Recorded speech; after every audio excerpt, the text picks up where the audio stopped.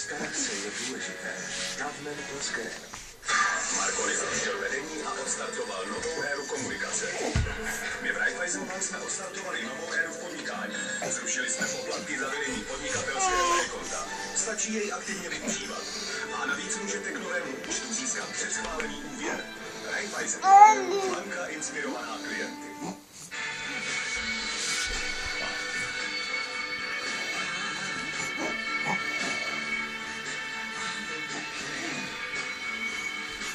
Když to v sobě máte, stát se nejlepším je jen otázkou času.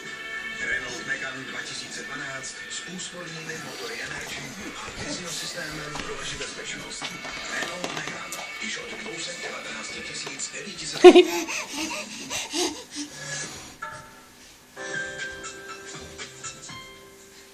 No, to byla reklama, konec. Tak polez zas, pojď.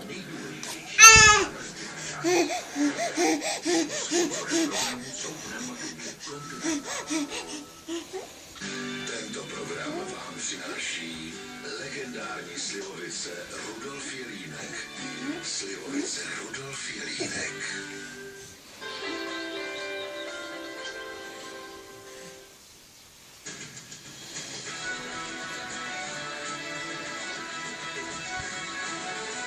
Janko Tipsarevič obvinil Radka Štěpánka po nočním duelu z vulgárních nadávek. Fotbalová Sparta hraje v Liberci o první místo v Gambrinus lize. Čeští hokejisté porazili Lotyše podruhé za sebou.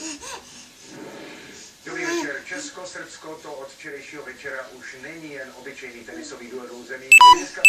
Závěr včerejšího zápasu mezi Štěpánkem a Tipsarevičem totiž odstartoval zákulisí válku.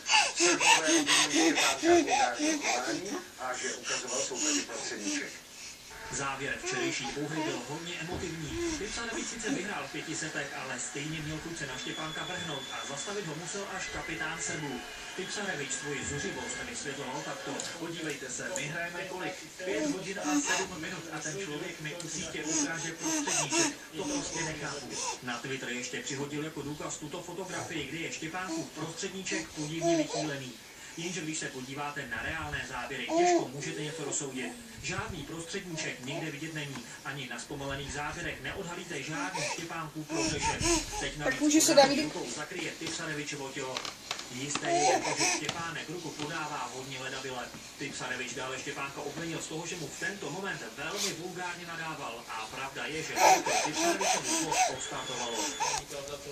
Co říkal, že jsem mu řekl, ruku jsem mu podal, co jste všichni viděli. Štěpánek mu to řekl srbsky, asi umí pár našich slovíček. Co se u sítě stalo, viděli Štěpánek a Tipsarevič. To už asi nezvládneš, tenis jako sport gentlemanů včera dostal pořádnou facku. I dnes bylo při podávání rukou u sítě rušno. Radko Štěpánkovi v reakci na včerejší odmítl po 4 podat ruku Srbů. Ať si nechápáš na hlavu, nekoukneš. Ale 2-1 pro Česko. Tak polez dál, pojď. Davídku. On se bojí pustit, to je vidět.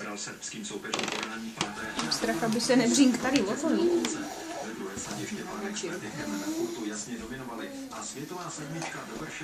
Davídku, tak pojď. Pojď polez.